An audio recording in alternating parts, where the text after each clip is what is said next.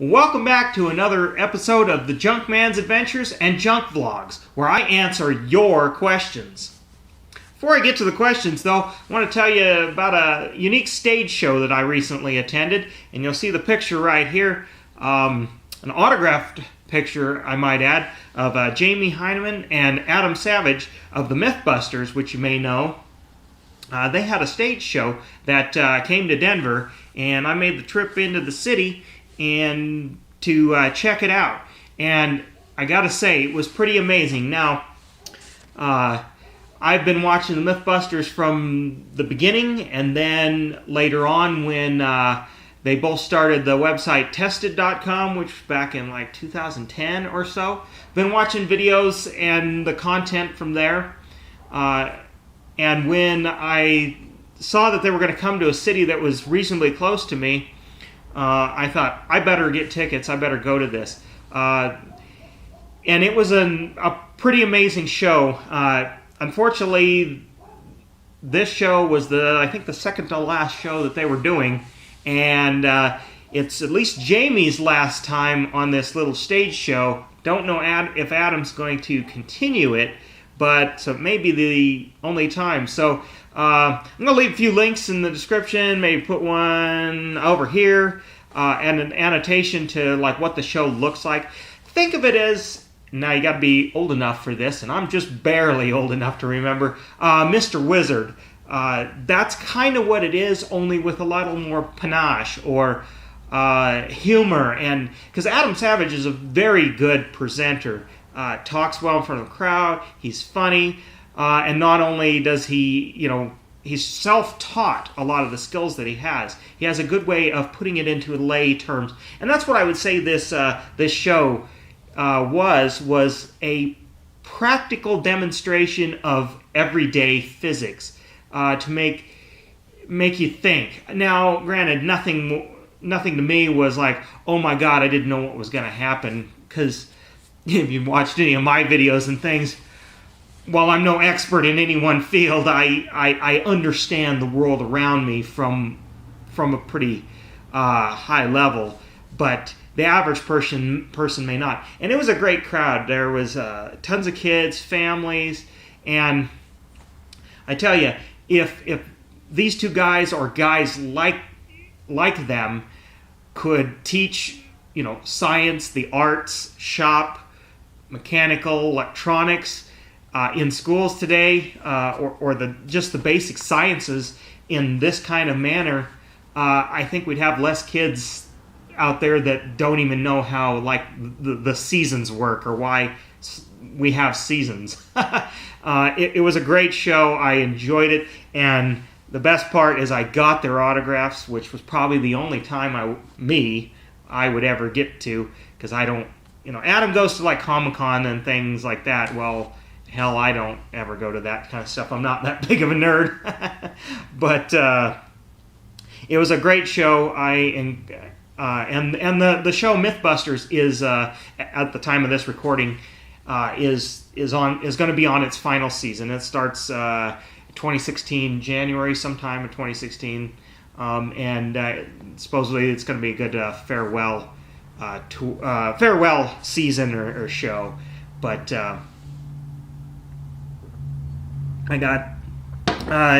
it was a really good show. Had a good time. Well, let's get to the questions now, which is I'm hoping why you guys all tune in here. And I'm getting flooded with questions, so I can guarantee I won't get to everyone's, but keep submitting them, because I always need content, and I like answering them in this manner. I mean, I'll answer them online on the computer, but sometimes it's easier to explain them this way. So we have from B.I. Toal. I have a YX140, which that happens to be a pit bike engine, and bought a genuine Mikuni VM26 carb that came jetted with 140 main and a 35 pilot. Bike starts no problem, has good power, but when I open the throttle quick from a quarter to full, it will hesitate or cut out. If I gently wind the throttle onto full, it will then take full gas. Any suggestions on how I can solve the problem? Thanks. That's, I'm going to be broad here because it could be a couple of things, but more than likely it is your main jet might still be just a tad lean. That 140 sounds like it's close. Sounds like it's pretty close. I would try that first because that's the easiest. Go up the next step, which might be a 142.5 or something like that, or maybe it's a 145. Whatever the next step up in that jet. Try that, test it, and see if that helps. I would bet that does. If that seems to make it better, but there's still a little bit of a hesitation, then I would look at the jet needle clip position. Now, I don't know where it is right now, but let's assume it's in the middle position, and generally you have 2 up and 2 down. Now, all this is on my jetting page, so you can kind of, if you don't know what I'm talking about, go there. It'll explain a little bit more. What you're going to want to do is lower that clip, which then is going to lower that clip position here, which is going to raise the needle up and allow more fuel earlier when you turn the throttle, and that will fine-tune that out, if that's the case. Just keep playing with it, and you should get it pretty close.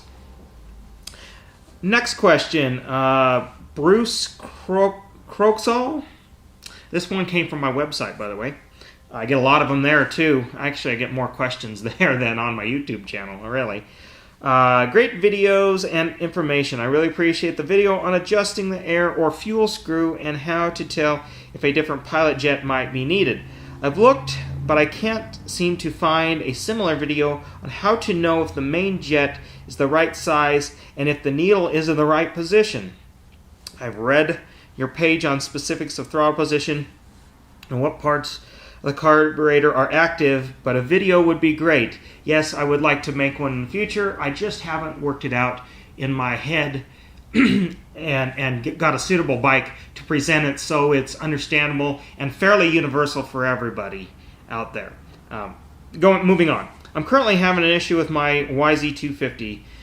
It is kind of doggy in the middle, middle throttle needle, I presume. Yes, you would be probably correct there. And from your page, I'm guessing the mixture is rich. Probably, I mean, without hearing it, seeing it, right, you might be right. Anyways, a video would help me to understand the technical aspects of your carburetor jetting page. Thanks again. Yeah, video I hope to make sometime in the future, but no plans right at the exact moment. You're on the right track, and thank you for reading up on that page and trying to educate yourself. That's what it's there for, because with a little bit of knowledge, you can generally diagnose your own problems and fix them.